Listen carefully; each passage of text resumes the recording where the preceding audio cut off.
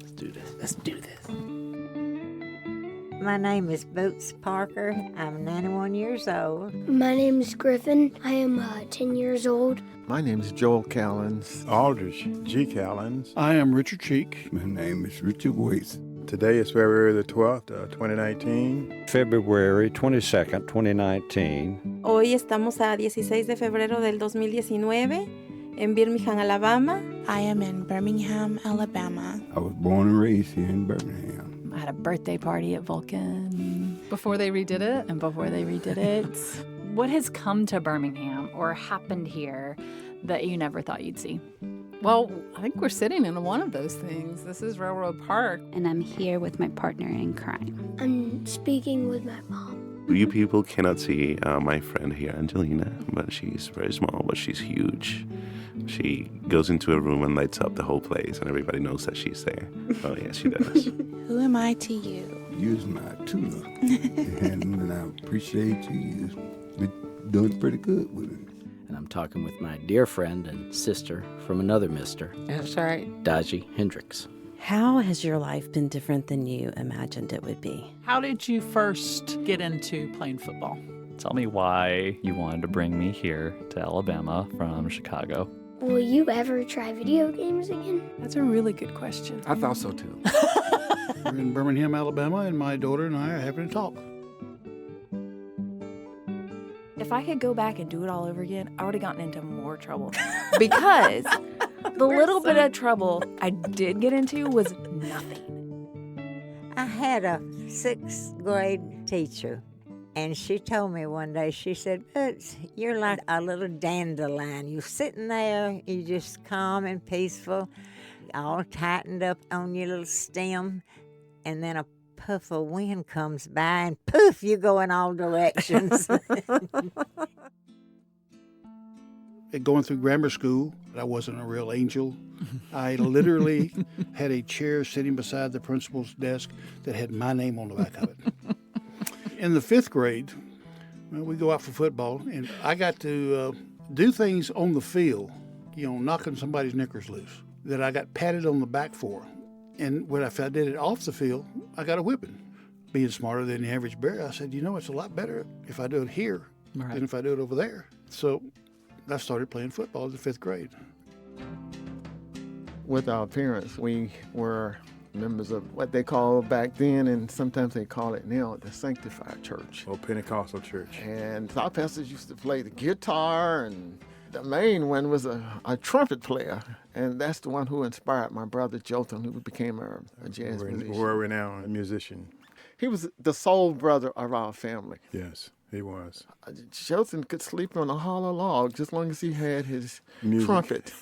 If he had his trumpet with him, he would go anywhere. Jotham played with a lot of famous people, Alatunya and Sun Ra.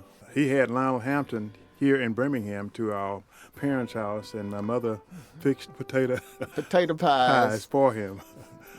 Gave it to the bus driver. Birmingham changed altogether. Yeah. To me. Yeah.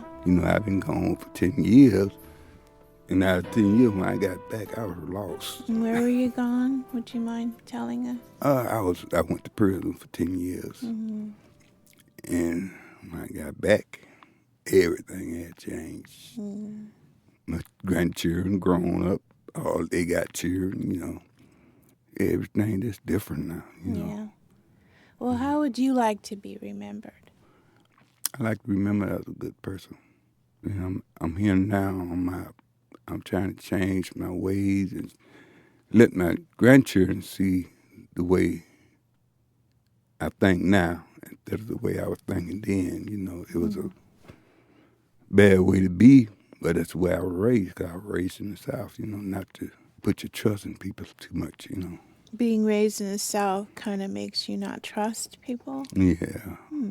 At that time, black people had to be yes, sir, no, sir, no, ma'am, and stuff like that. And we was treated bad in the South. I remember them days, Mm-hmm.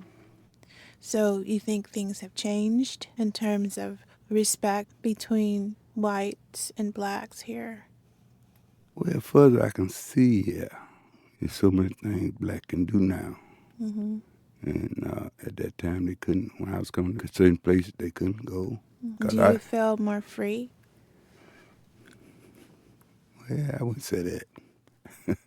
Because I got a lot of clothes behind me. I got to do this, got to do that, Mm-hmm. Yeah, I got to better myself, and get people to see me for who I am and not the person I was back then. I know when the bomb went off at the 16th Street Baptist Church and those little girls died because of a terrorist attack in Birmingham. My dad was in another church, a white Methodist church, a few blocks away. They heard it. They heard the bomb. But from a societal perspective, they might as well have been on a different planet. There was not any risk that the same was going to happen to them. Right. What is still true today, particularly for Birmingham, that legacy and that history was not very clear to me, not crystal clear to me, right, until I was really connected deeply with the African American community in Birmingham. Mm-hmm. And you and others welcomed me into that, which is a great privilege of my life. But it does mean that there's a legacy there of understanding what it means that we've lost Washbook or yes, what it means that someone like Jothan Callens, who very few white people know about, right, is a great musician. And those things mattered to me in terms of forming who I am. Just feeling that connection and feeling like we're one Birmingham. Right.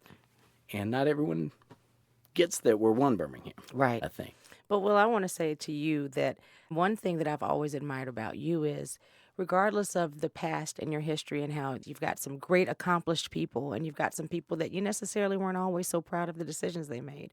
One thing that you've always done is always defy that. You've always gone out of your way and been very overt with owning that so that you can move past it. And one of the reasons that you are able to go into the middle of the housing projects and hang out and eat a hot dog, well, that's who you are. That's the content of your character. This conversation that we're having today is happening right after Angela Davis and the whole controversy here in Birmingham around her getting her award. But what was compelling and probably important about her visit to Birmingham is it gave a lot of publicity to truth and reconciliation, that those two things go hand in hand. Mm-hmm. Speak truth, and then you can get to reconciliation. Right. And if you don't, you won't. So let's, as a parent, I'm working every day on speak truth. Yeah, good luck with that. When I'd say the words beautiful boy, what does that make you think about? Me. Where did I get that from? The song Beautiful Boy. Who sings it? The Beatles. John Lennon. They'd broken up by the time he wrote it. Can you think of any of the lyrics to the song?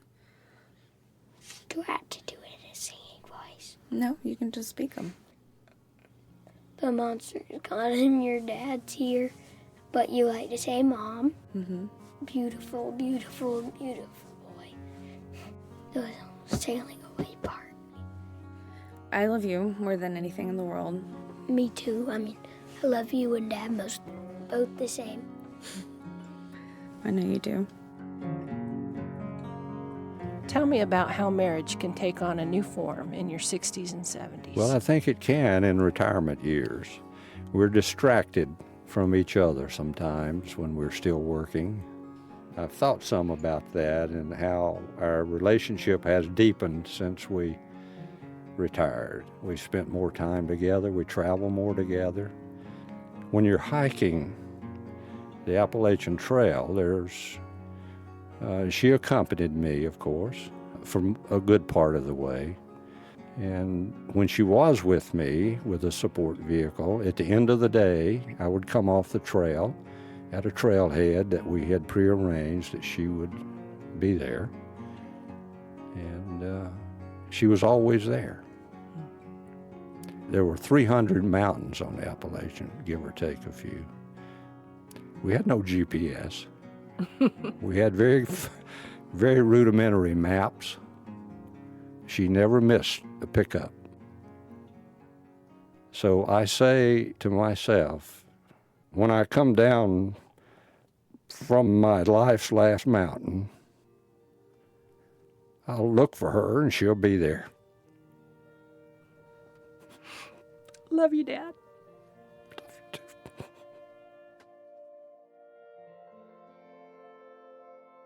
Thank you for being a friend. Thank you. Thank you for being my friend. I love you. Love you too, forever and ever.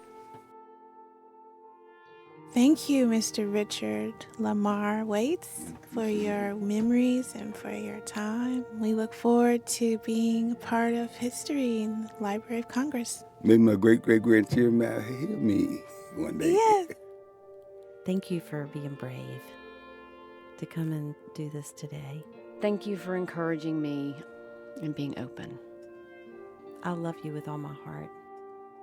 I love you fences around the world.